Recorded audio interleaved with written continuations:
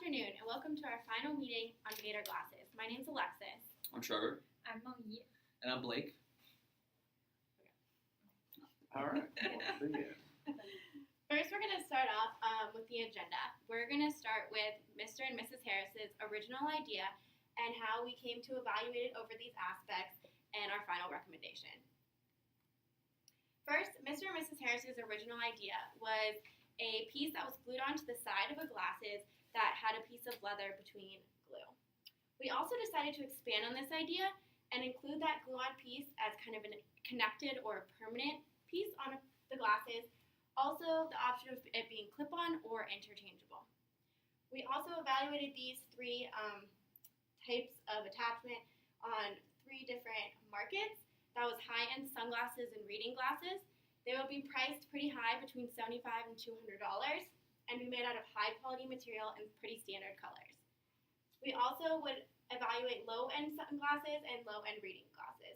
They would be priced lower and be made out of lower-quality materials. The first thing we did was conduct a consumer interest interviews. We did this with 25 younger alumni and 25 older alumni, so 50 in total. We asked them questions on if they would like it to be permanent, clip-on, or interchangeable, how they felt about the idea in general, and any recommendations they had for this product. These were the three main things that we found after compiling this data. There was no interest in clip-on or permanent accessories. They didn't want their glasses to have something to be taken on or off. Any age over 30 didn't want any attachments at all. So from these 2 points, we decided that there is a slight interest in the low-end glasses or sunglasses with an interchangeable piece. Oh, sorry.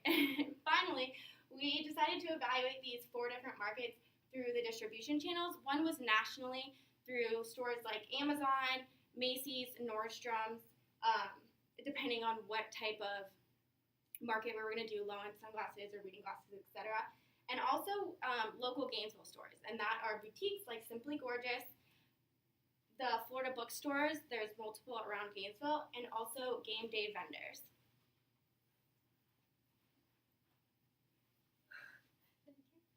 Well, when we do the market analysis, we first target on the glasses market, and first of all, we target on the high-end glasses market. Well, in this market, we find that the major consumers are the old people who are older than 45 to 50 years old, and for these people, most of them have the stable income and they have the amount of the fortune, so they can afford the high-priced products. And this is also why they are looking for the products that are of great quality and they are following some really famous brand names. So for them, they don't want to put any attachment on their expensive glasses. And then we look into the low-end glasses market, and we just find out that there's no adult interest in this market. It just seems that people don't want to put any attachment on their glasses. So more generally speaking, in the glasses market, there's just no market potentials or the profit potentials in this market. So then we look into the sunglasses market. And first, we also look into the high-end sunglasses market. And in this market, it's almost monopolized by some very famous brands like Chanel and Gucci, and these brands, in order to protect their market shares, they try to make some very fashionable designs and make their products in great qualities, and they also try to resist to the licensing and the partnership. And all these factors just ensure that outsiders cannot enter into the market. So it is also hard for us to enter into this market. So finally, we think that the low-end sunglasses market is the only choice we have. And when we look into this market, we find that there are some advantages in this market, like we can keep the cost at a really low level. And also it has some greatest market potentials. And we do some further research and find that as we're going to introduce some new ideas, and these new ideas can ensure us to provide some alternative ideas to our consumers. And these interesting ideas can help us to attract the children and the teenagers. And this means that our major consumers might be the children. And it also means that we have the limited market shares. And on the other hand, our product might have the short life cycle. And this is because as our cost is pretty low, it means that our product it's easier to be replaced and copied by our competitors. But anyway, we still think that the low-end sunglasses market is our only choice if we want to enter into the market. All right. So because of our consumer interest survey and our market analysis, we determined that we needed to narrow the scope down from the original idea. We wanted to focus specifically on the low-end interchangeable sunglasses market. We eliminated the high-end sunglasses, the high-end and low-end reading glasses, and the clip-on and the permanent glued-on attachment.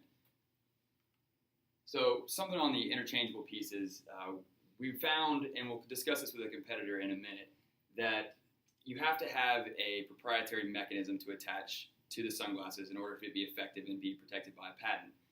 A few options we came up with just out of the blue. So magnetic screw-in is something we came up with.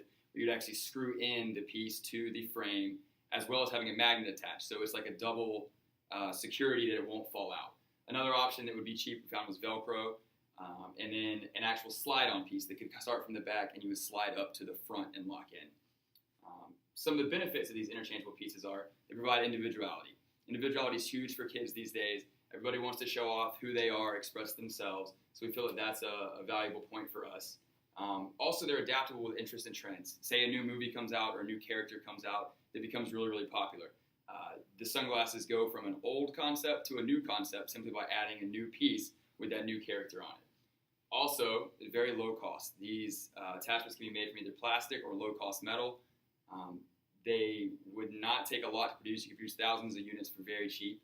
And there's high margins because people are willing to pay a premium for individuality. So you would just need to come out with new pieces that would produce the same cost structure, but you'd be getting people to pay a premium price because of the individuality aspect. So here we have some of our indirect competitors. These are competitors that don't offer interchangeable options, but would still be part of the market that we would be entering. Oakley obviously is a little bit on the higher side, but we included them because of their high potential for customization. So as you can see on the frame of this glasses, it has the flags of the world. You can actually go online and develop custom colors for the O, the frames, the lenses. You can inscribe the lenses with an MLB logo or something of your own choosing. So we included them because they offer the highest level of customization, and people are willing to pay premium prices of up to $250 for that customization. The next product you see to your right is the Max HD sunglass. It started with golfers and has recently transformed into the baseball market. Their ultra high definition lenses are their selling point basically, and they partner with many local college and professional teams. For instance, in Gainesville, you'd find the Gator logo on them, and you can get those at baseball and football games. Over further to your right is the Gator shades. Those were started 4 years ago here in Gainesville by some avid Gator fans. They're more of a novelty item. They sell those to kids at the baseball games and football games as well. Those are priced around $20, and as I said, they're meant for game day wear specifically for children. On your bottom left, you'll see Society 43. It's a sports trademarking brand, and they have over 250 different licenses obtained through collegiate, MLB, NFL, NHL. They offer between 5 and 10 options for each of those licenses, so you can customize the frame, the lens, up to a point that they've already predetermined each product. And then down here finally on your bottom right, you'll see Brighton, and that is a mid-class sunglass brand that is more into the fashion industry, but they actually have a concept very similar to ours with an interchangeable piece. You can see here where the interchangeable piece would go. That actually slides out and can be put with another different gemstone or whatever the design is, can be slid in and clipped there. So now we get to our direct competitor. We found this near the end of our project, and it was very similar, if not identical, to the concept that we came up with. And it's by Crocs, the makers of the rubber shoes. It's a nationally recognized brand, so they have that going for them. They're known worldwide for their shoes and very, very popular seller. They have extremely strong patent protection. So they have patent protections on each of their individual designs for the gibbets, which are the little pieces that can be plugged into their shoes, and they also can now be plugged into sunglasses, as you can see here. Each design is patented itself for design, and they also have a utility patent on the connection mechanism, which is basically a little rubber piece that pops into the plastic frame of the sunglass and can be easily removed and put back on. They actually had a lawsuit that they filed against a company in Boulder, Colorado for $1.8 million based on the utility patent because they came up with a similar idea. They won that case. There was also a case against a Chinese company that they won for $58 million based on them stealing designs of the gibbets. So their patent protection seems to be airtight at the moment, which is why you would need to come up with a proprietary mechanism to connect. They also, as I said, they have multiple licenses, very strong licenses with Disney, Marvel, Hello Kitty, and Warner Brothers. You can see here. They have essentially every character in all of those licenses covered up. What this does tell us, though, and what we can learn from this is that this is the right market for the product that we're talking about. It's obviously a very successful seller. Crocs has done very well with this product. So the low-end sunglasses is where this would work at. We also learned that individuality works. People are willing to pay $4, $5 a piece for these attachments to attach to their $10 pair of sunglasses. So if you sell one pair of frame of sunglasses, even at cost, you're still going to make money on the attachments that get sold. We also learned that licensing works. Their biggest seller is the Mickey Mouse character from Disney. So we know that where you can supply generic forms, the ones with licensing and popular recognizable characters are the ones that will work the best. Thank you, Trevor. All right, so we wanted to kind of discuss the cost component of our analysis, and the most logical way that we came across breaking down costs would be into manufacturing costs and also in licensing costs. So in our first meeting with you, we kind of discussed different manufacturers, and Luxottica was mentioned, and it was a good point because Luxottica actually is a huge company, and it controls about 80% of the world's major eyewear. So we can't really talk about sunglasses, eyewear, any type of that type without mentioning them. One of the problems with going through a company like this is that they're very expensive to go through as far as getting our goods manufactured. On average, they take about 64 cents of every dollar, which can really eat into any kind of profit that you're looking to make, which kind of makes the endeavor not as attractive. Also with a company as large as this, they control so many luxury brands, so many brands in eyewear that are already out there. They really have all the bargaining power, and this again stems from the fact that they own a large portfolio of brands, but also from their extreme horizontal and vertical integration. Not only do they own their suppliers to manufacturing, but they also own multiple stores in outlets all across the world, some including lens crafters. Another one would be Sunglasses Hut. So not only are they producing these sunglasses, but they also own the people who are selling them to the public. And then finally, our last reason for not really wanting to go through a name brand, maybe a high-end, licensing, doing a joint venture with a high-end brand or manufacturer is because there's just really a lack of interest in pursuing what we're trying to do. We got through direct contact with a company, Brighton. They notified us through a conversation that they were not interested in pursuing any kind of licensing or joint venture deal with what we were interested in pursuing. Also, in a conversation with an Oakley supplier, they told us just in general that they were not interested in pursuing any type of NCAA branding or any kind of licensing through colleges or collegiate licenses. So that brings us to the independent manufacturing pieces. As opposed to the larger manufacturers, there are many of these, and a lot of them, as we have found, reside in China.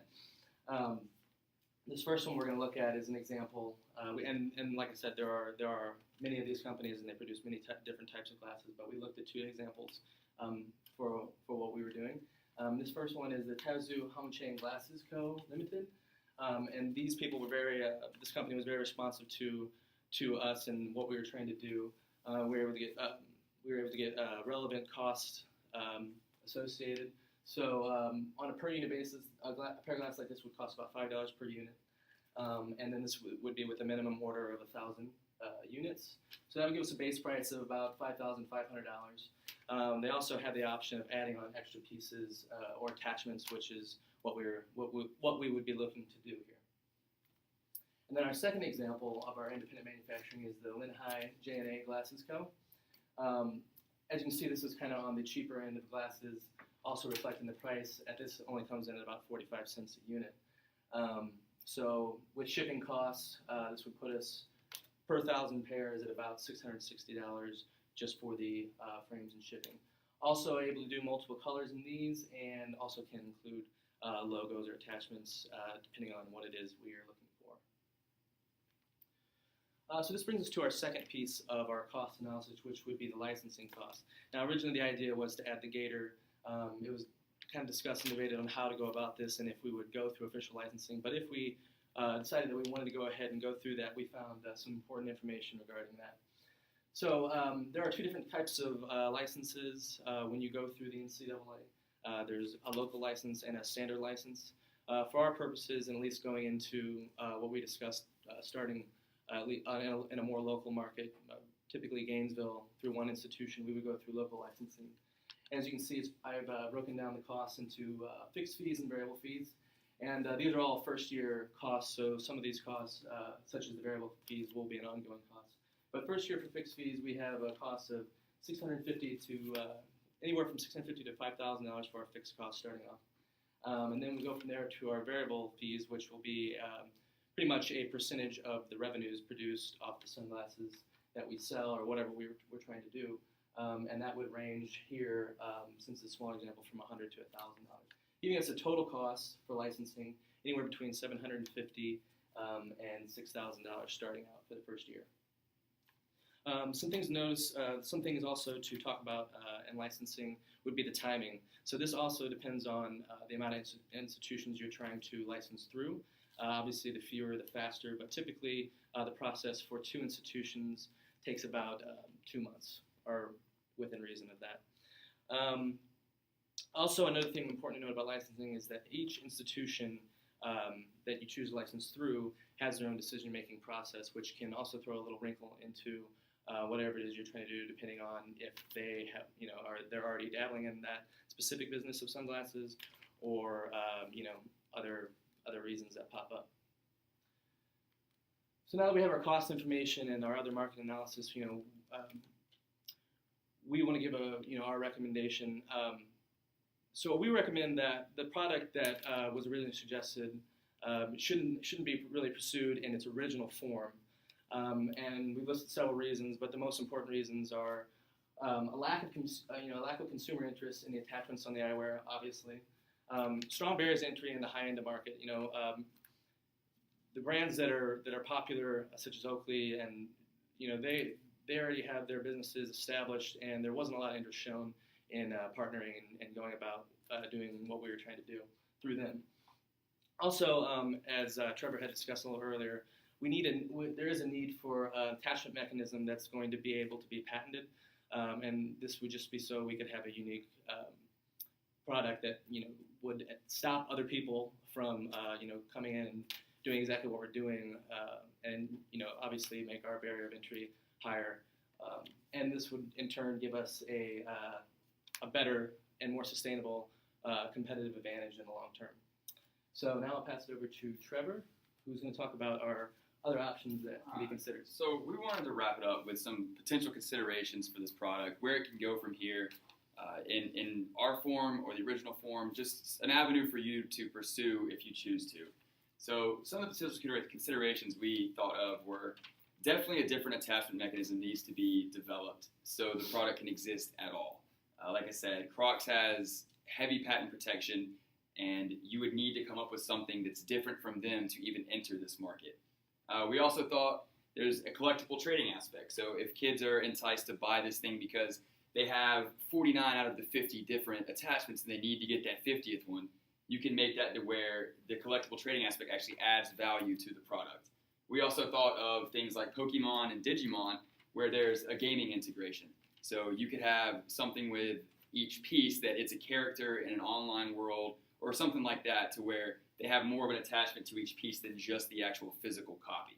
And also another thing we came up with was a phone app integration. So if you are collecting them, you can post your collection online, or you can make it known which pieces you have to your friends, or you can trade or battle or do whatever you want to do amongst your friends who own the same products. We've seen that this type of integration, these ideas have worked in the past with things such as Silly Bands and Pokemon, and those products obviously have been huge. We think this has the potential to be one of those products, it could be the next big craze. It just needs to be done in the right way and with the right concepts. So with that, we thank you for your time, and we appreciate you having us in on this project. You guys want to just scooch together for a little bit? And, it was really good. I really only have one question. You covered everything. It was really great. But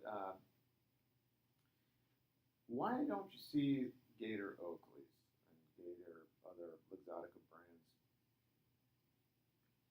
licensed products? Oh, that's the guy I had the phone conversation with Oakley. Yeah. All right. Can you go into that a little bit? Why Okay. doesn't Oakley have Gator? Okay, so the reason Oakley doesn't do specific NCAA licenses is they think the hassle of contacting each individual school, as Blake mentioned, each school handles its own ideas and concepts, so they make their own decision.